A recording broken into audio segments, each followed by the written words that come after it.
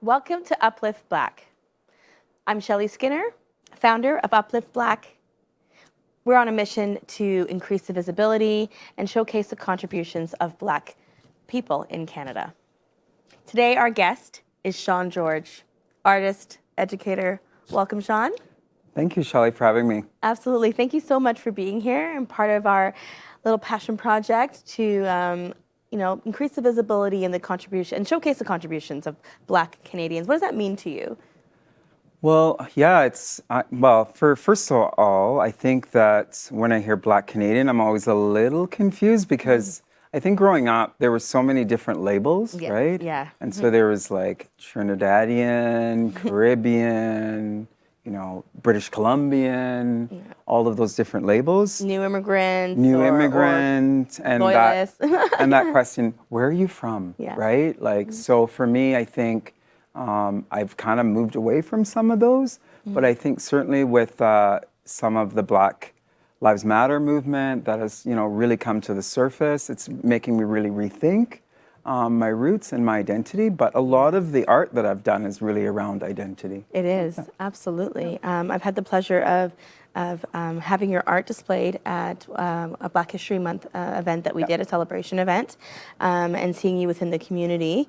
And it's just really nice to see, other Black artists in the community doing some incredible work and showcasing Black art. And that's why I really wanted you to be here today, because you've got a unique experience as being an artist and being an educator in that community. And I love throughout this show just to hear a little bit about your thoughts about how Black people are represented in the stories that are told through art. Well, I think, there's several different ways I could probably access that, but I think going back to when I was in elementary school, one of the things that often dawned on me was the way that Black people were imaged in textbooks, in documentaries that would be played in the classroom.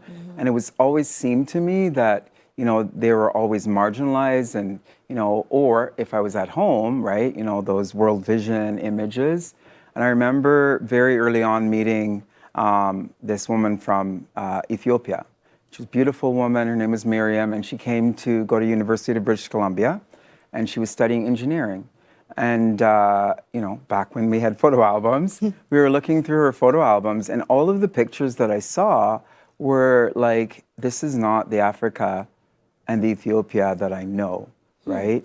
And it's interesting, just today, and the reason I started here, just today, I heard somebody say, well, aren't they starving in Ethiopia? And it just like threw me back, right? Because it's somebody I know. Yeah. And so for me, as an artist, and certainly as a visual artist, a big part of my work is to change that, to deconstruct that, to take that apart, right?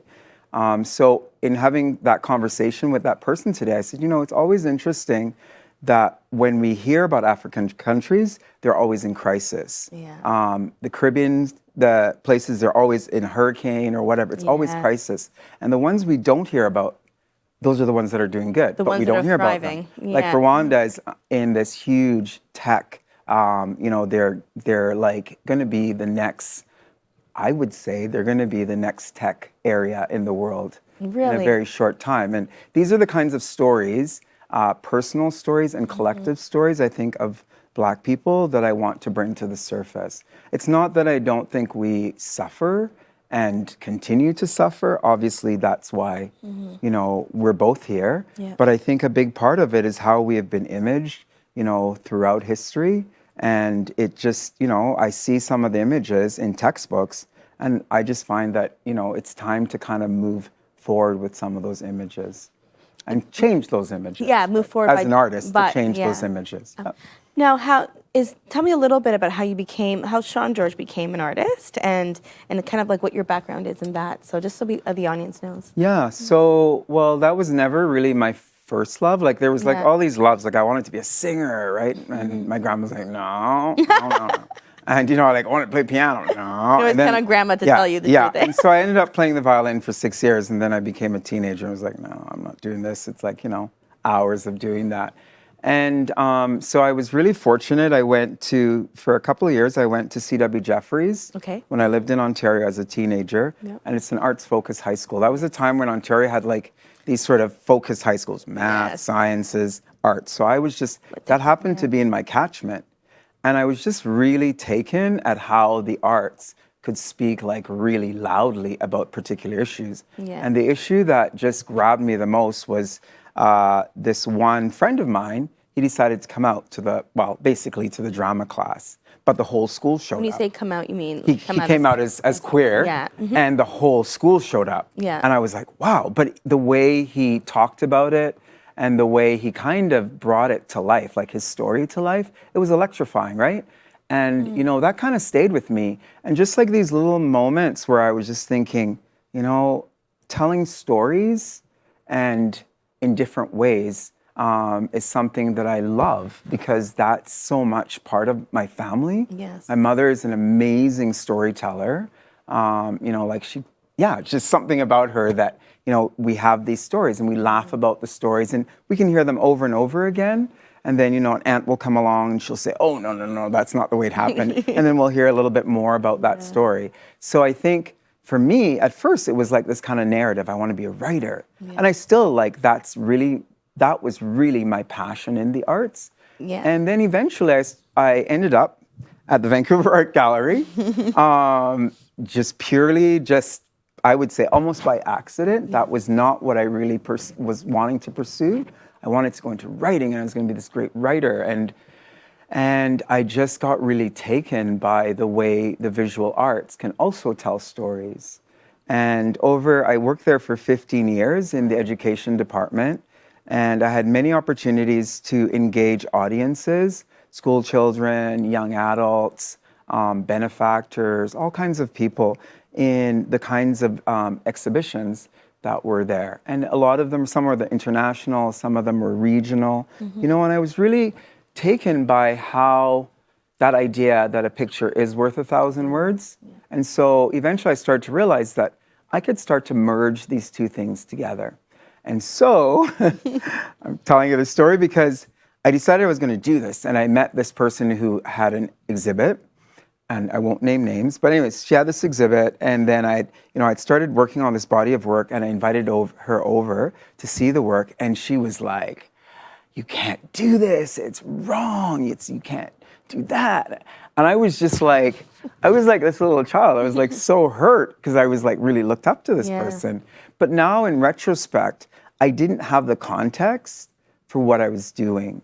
You know, the kinds of figures and the kinds of language that I was bringing together, I didn't have the context. And I remember showing it to somebody else, and she was like, what are you trying to do with this? What are you trying to do with this? And so she was a little bit more, she gave me a lot more evaluation, and it started to make me think, and I started to sort of pull back, right? And then sort of rethink what I was really doing. And so slowly over time, you know, that idea of art and language started to merge in my work. And I'm really trying now to kind of bring those two things together. And sometimes it really works, and sometimes it doesn't, right? But I love the idea of writing, right? I love keeping a journal. I love, writing letters. Like I loved writing letters because I spent a lot of time away from my mother. So I was able to write letters like when I lived in Vancouver. My mom was living in Toronto, so I was always writing letters. My mom still actually has some of those letters. They're a little embarrassing. No, that's wonderful. But, you know, I loved writing letters, and I love the idea, again, of that story being on paper. And so when I picked up a camera, also, like I said, I started to realize that pictures are stories, right? And I felt really compelled to start to use images to tell different kinds of stories. And sometimes, you know, what I realized that sometimes the words interfered with the images, and then sometimes it worked really well. So it's always this kind of little bit of balance, right? And over the period of time that I was at the Vancouver Art Gallery, I got to meet a lot of amazing artists, Spanish artists, Asian artists. But in particular, I remember meeting Carrie James Marshall. Okay. And in case you don't know Carrie James Marshall, Puff Daddy, I don't know if I can call him that now, just bought one of his paintings for $21 million. Wow. So all of you mothers out there are going, my son's not going to be an artist, right? It's like there's no money in that, right? We're going to talk about that. Exactly. So yeah, so he sold one of his There's no money paintings until there is a lot on of money, right? Exactly. Like, and saying that, like $21 million, like that doesn't necessarily always mean the artist gets the $21 million. But in any case, he's a very successful American artist. And his works, when I saw them, I was like, this is incredible. Because the blackness of the skin, the settings, it was like he'd taken a sense of European painting, but painted the blackest of black people. In that but just same beautifully coal black in these kinds of settings, which made you feel really comfortable. And so going back to my childhood, I was like, this is what, you know, these are those pictures that I saw from my friend who came from Ethiopia. These are my experiences, right? And it was really compelling. And it shaped you as an artist. And it started to really shape me as an artist, right? I felt like I didn't have to be afraid of, you know, showing the color of my skin.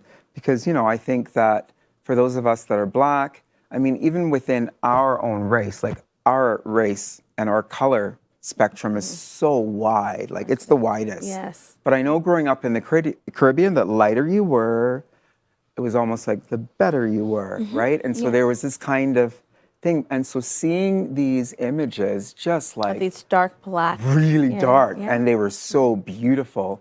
He did an amazing portrait of Angela Davis, the activist, and it was just like you almost couldn't see her, but when you saw her, it was like this presence, right?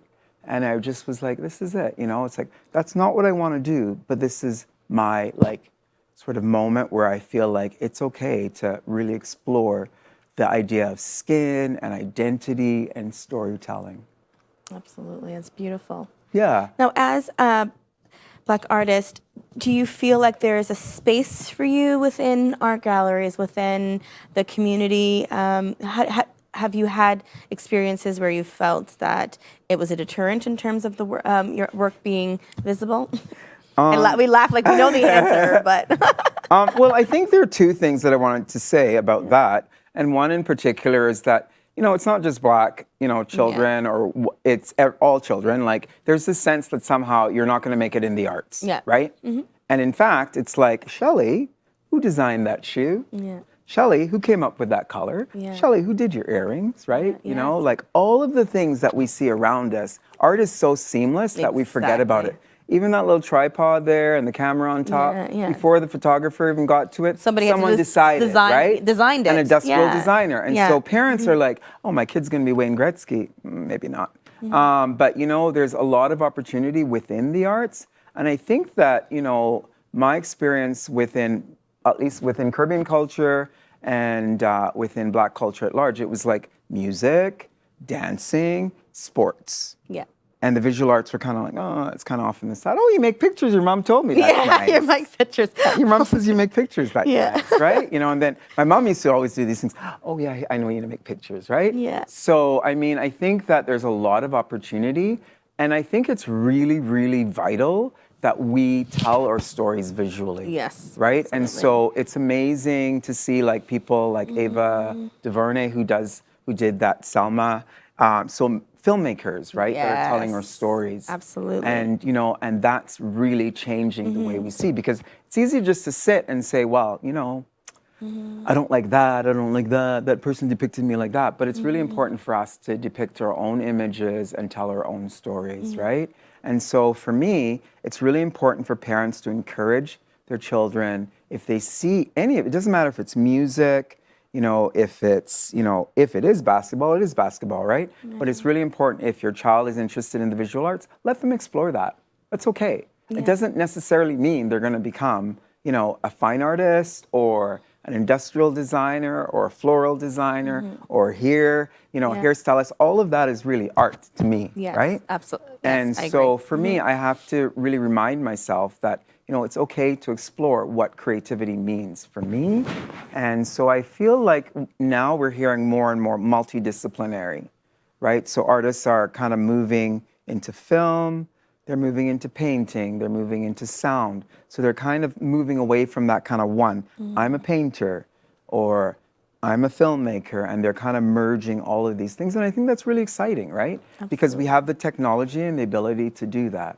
So And we need more of our stories told, and these are the Absolutely. ways that last a lifetime, right? Absolutely. We think about like prehistoric images within cave walls of stories that were told, and we wouldn't know that these people existed if we had Absolutely. not seen these images. First gallery, Yeah, cave walls, right? exactly. The first gallery, the first album. Yeah. I remember that the artist Steve McQueen, before he became a filmmaker, he was always an artist and is still an artist. So before he took on 12 Years a Slave, he did a talk at the Vancouver Art Gallery, and he was in an exhibition called Mirror's Edge, which was a highly contemporary exhibit. It was the kind of exhibit that I remember one of my friends who worked at Kochek, she said, "Oh, Sean, these two women came, they said, it's an insane asylum in there." Because it was all white walls and there were doors. It was like really different for the 1990s. It was very different.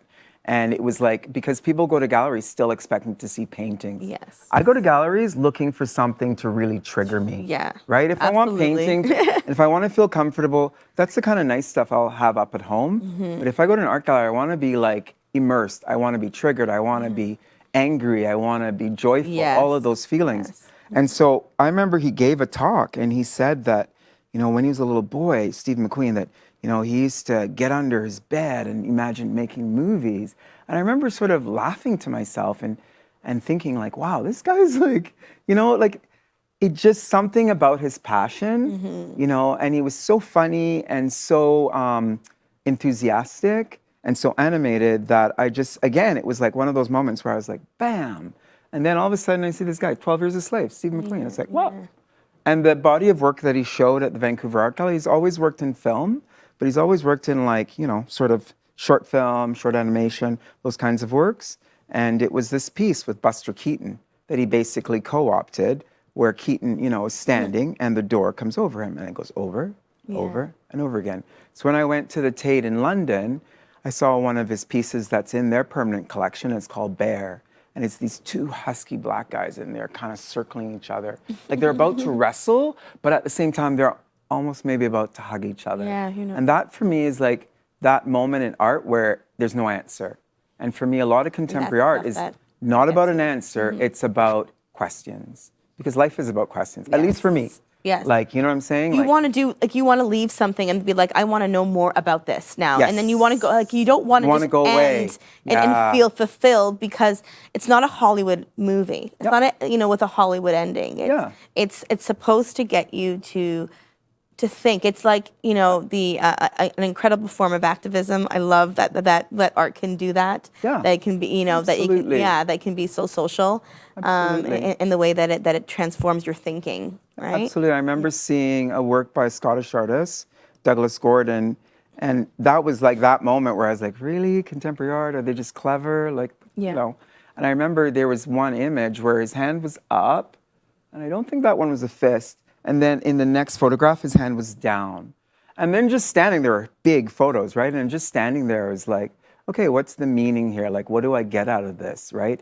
And how when we see somebody with the hand up versus the hand down, is there a story there? Is there a statement there? Like those kinds of, images. And so for me, again, it's about presentation, it's about representation, and it's about kind of like how you edit. Like, I think in my other life, I would have loved to have been like a photo editor. Yeah. Because like when I first started taking photos, remember when they used to come at the drugstore? Yeah, in the little, And I'd be like, right? And I'd be like, oh God, I don't even want to see that. Yeah, But, you'd go through them because you wouldn't know for weeks before you figured out what the picture looked like. Yeah. And so I remember like one of my teachers saying that the best thing to do is not to throw out the bad pictures, it's to go over them and circle them and look at them and what mistakes did you make, and that's how you're going to develop.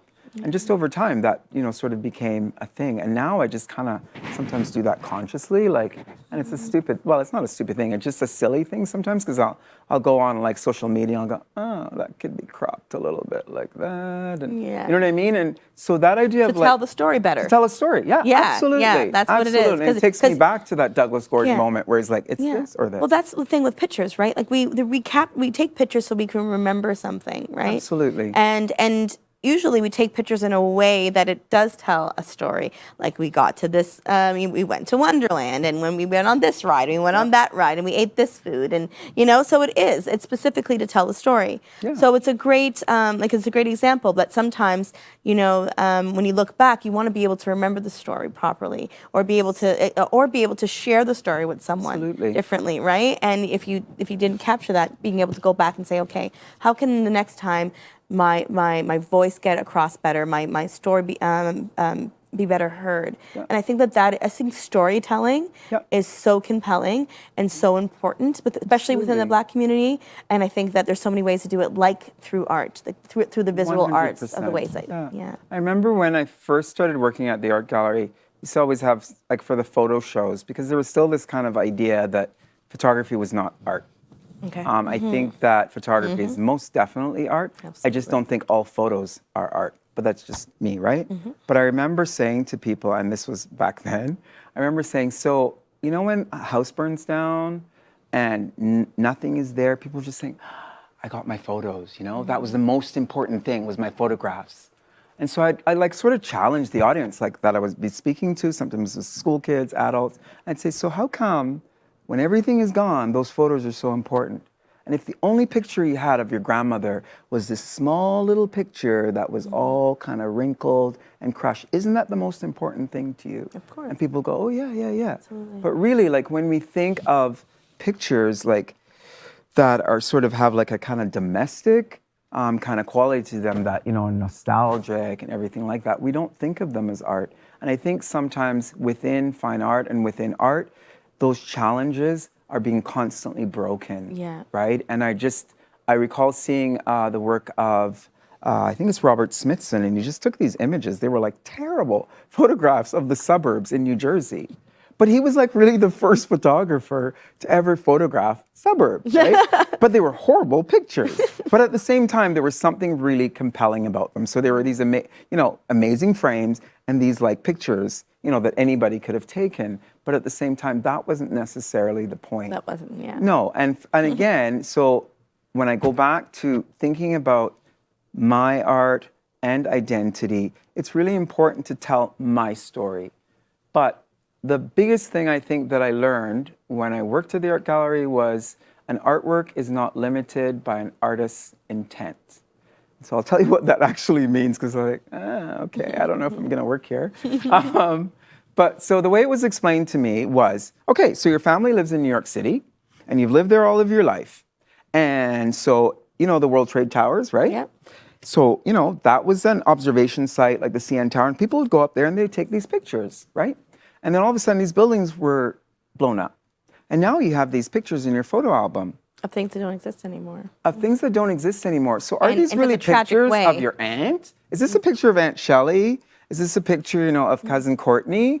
Or is it a picture of the World Trade Towers that don't exist? Yeah. So when my boss explained this idea of an artwork is not limited by an artist's intent, a work of art and even an image changes over time. So Obama comes along and goes, Shelly, I'm going to sign your paper right there. All of a sudden it's like, whoa, Obama signed this, right? Yeah. And so now it's a story behind why it was made, how he got, he got to be able to hold this piece of paper, and now it's different. Yeah. Yeah. And so basically what I'm trying to say is that even though I put my ideas into it, at the end of the day, it's the viewer who comes away with their own set of ideas and their own thoughts and their own beliefs. And I think that's why it's so important for Black artists to tell their stories. It's not that I don't think that others can, I just think it's important for us to do it. It's the same way that women are moving forward, because for so long, women were depicted by men, nude in different positions, right?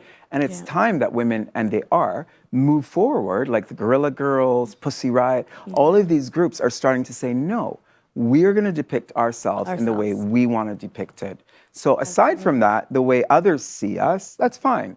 But we feel satisfied with what we've done, you know? It's great to be paid for it, like 21 million, come on. Yeah. But you know, at the end of the day, I feel satisfied with what I do. Absolutely.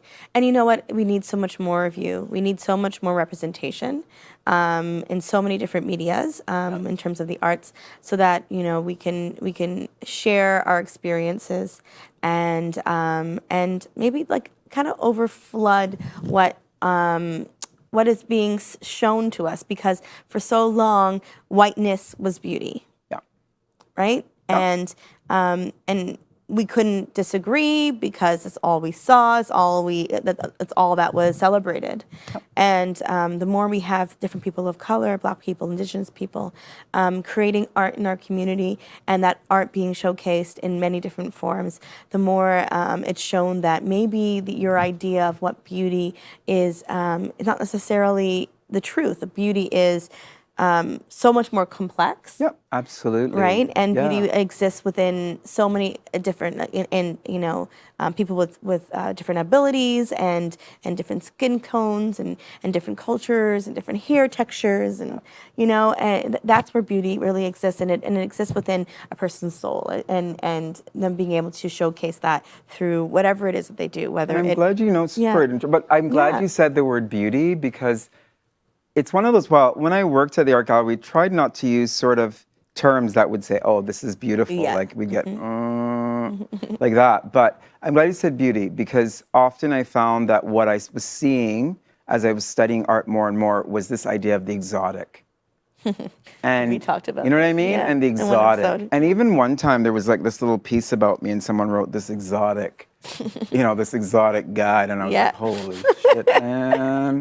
You know what I mean? Sorry. Yeah. But, you know, and it was just, it was like, that's not how I would describe myself. And I would think, that's not how most people of color would describe themselves. And I don't think most people would describe themselves, because it's a particular type of term from particular time. Because what it means is you're not like everyone else. Yes. So they put you in another category when they call you exotic. Yes. Right? And it's one of those moments where it's like, I've heard things like, you're very good looking for a Black man. Oh, really? Like, you know, and that's like a really uncomfortable thing. Backhanded but compliment. That's what, yeah, it's not a compliment. No, at all. But that's what exotic sort of is. It's like, you're this like kind of, not necessarily even token, you're this kind of like, oh, you stand out in the crowd of your people, and I'm going to put you right here because you're special. And that's not what it's about. Because it's not. I remember the model Alec Weck, you know, tall, beautiful, really model, dark, and I was like, wow, she's hot. Like, she's beautiful, you know? And we just, you know, and that's not what I grew up with. No. Right? That is not what I grew up with. Yeah. So every time I went to look at magazines and chapters or wherever, and I would see a Black face, I'd be like, yes. It literally, you have no idea how important it is to see yourself in media, right? Yeah. Like, it is. It's life-changing. So it's so important. And in fact, that,